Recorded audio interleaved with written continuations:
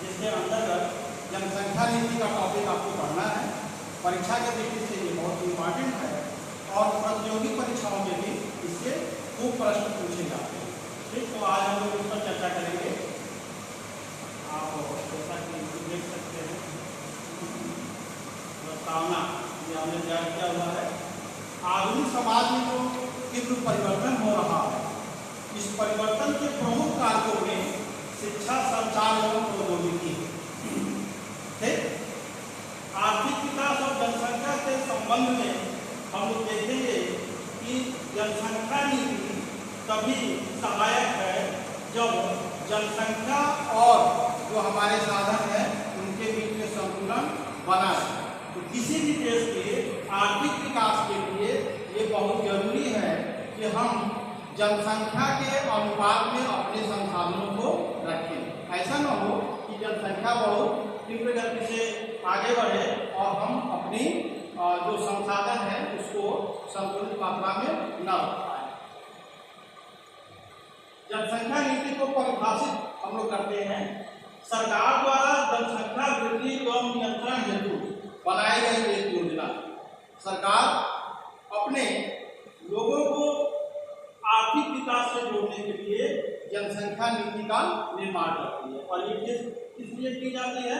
आर्थिक एवं सामाजिक जो नीतियां हैं इनको एक दिशा प्रदान कर सके, हम उसको एक निश्चित दिशा में ले जा सके कि हम ऐसी नीति बनाएं जो हमारे जनसंख्या और हमारे संसाधन को लेकर काम करे। इसी जैन साहब कहते हैं कि प्रजनन शक्ति को कम या बढ़ाकर या जनसंख्या वृद्धि दर को नियंत्रित करने के लिए बनाई गई सरकार की एक नीति है जिसे हम क्या कहते हैं?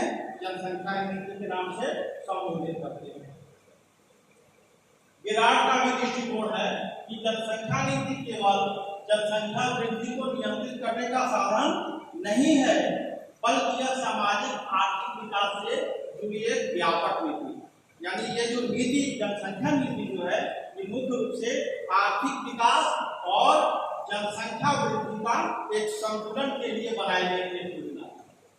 जनसंख्या नियंत्रण आवश्यक है क्योंकि जीवन के स्तर में सुधार लाना है, परिवार नियोजन को महत्व देना है, राज्य अपनी किस प्रकार से जो है भूमिकाओं का सही तरीके से निर्वहन करें और संतुलित विकास के लिए एक रोड मैप तैयार करें। इसके लिए बहुत जरूरी है कि जनसंख्या नीति को बनाई जाए। तो सरकार जनसंख्या नीति, जनसंख्या और संसाधन जो प्राकृतिक संसाधन है और मानव जनित उत्पादन है उसको संतुलित करने के लिए जनसंख्या नीति बनाती है। जैसा कि बात कर ही रहे कि जनसंख्या नीति की आवश्यकता क्या है। ठीक, तो जनसंख्या नीति की आवश्यकता इसीलिए है, मैं बार बार कह रहा हूँ, आर्थिक दृष्टि से संसाधन और जनसंख्या, लोगों के रोजगार और देश के विकास के बीच में संतुलन होना चाहिए। इसलिए जनसंख्या नीति की आवश्यकता है। सामाजिक दृष्टि से हम देखते हैं जनसंख्या, शिक्षा, स्वास्थ्य, आवास और अन्य रोजमर्रा के जीवन में जो हमारी जरूरतें हैं उनको पूरा करने के लिए हमें एक सशक्त जनसंख्या नीति की जरूरत पड़ती है। शारीरिक दृष्टि से स्वास्थ्य को लेकर देखेंगे, मातृ एवं शिशु स्वास्थ्य के लिए बहुत जरूरी है कि हम इन्हें सुरक्षित स्थान दे सके और स्वास्थ्य के रूप में हम योजनाएं निर्माण कर सके। इसके लिए भी जनसंख्या नीति की आवश्यकता है। भारत की जनसंख्या नीति के संदर्भ में आप देखिए, जब भारत की जनसंख्या 80 और 90 के दशक में तीव्र गति से बढ़ रही थी, उस समय यह चर्चा, यह एक मुख्य समस्या के रूप में था जिस पर विचार करने के लिए स्वामीनाथन समिति की सिफारिश 1994 में आई और उन्हीं के सिफारिश के आधार पर 15 फरवरी सन 2000 को भारत की जनसंख्या नीति के संबंध में एक जो है समिति का निर्माण किया गया, जिसने बाद में सन 2000 में जनसंख्या नीति को लाने का काम किया। इस जनसंख्या नीति 2000 के प्रमुख लक्ष्यों को आप देख लीजिए कि सन 2045 तक, ये 2026 चल रहा है, 45 तक जनसंख्या स्थिरीकरण, यानी जनसंख्या स्थिर हो या बहुत ही न्यूनतम जो है दर से हमारी जनसंख्या वृद्धि हो।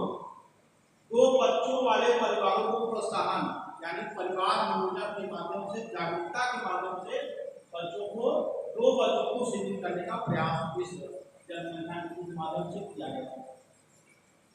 गर्भपात सुविधा को सुदृढ़ करने के भी प्रयास सरकार द्वारा किया गया है, जनजागरूकता फैलाई गई है।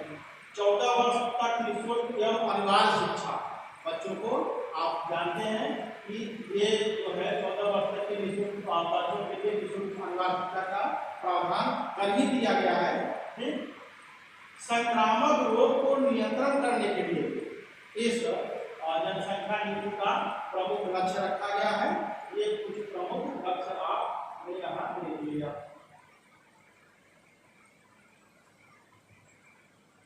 जनसंख्या नीति का क्या महत्व है ये भी देख लेते हैं हम लोग।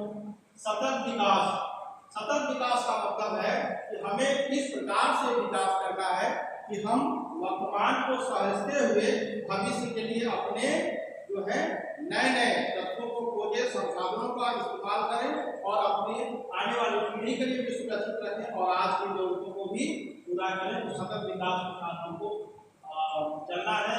इस नीति से हमें सतत विकास के लिए एक मार्ग प्रशस्त होगा। स्वास्थ्य सुधार, महिला सशक्तिकरण और गरीबी उन्मूलन का भी लक्ष्य और महत्व इस नीति के माध्यम से हमें स्पष्ट होता है। निष्कर्ष रूप में अब हम लोग देख लेते हैं। निष्कर्ष क्या है कि संतुलित जनसंख्या से ही संतुलित विकास संभव है। संतुलित जनसंख्या रहेगा, हमें और संसाधन हमारे पास उपलब्ध रहेंगे तो हम अपने विकास को एक संतुलित मार्ग दे सकते हैं, हम विकास के पथ पर आगे बढ़ सकते हैं। लोगों को जागरूक करेंगे, शिक्षा और स्वास्थ्य की सेवाएं आवश्यक रूप से लोगों को उपलब्ध हो पाएंगी। जनसंख्या नीति के सशक्त निर्माण से हमारा राष्ट्र क्या होगा, सशक्त जो होगा, मजबूत होगा और एक जो है दुनिया के स्तर पर हम देखेंगे कि हमारा जो है देश विकास कर रहा है।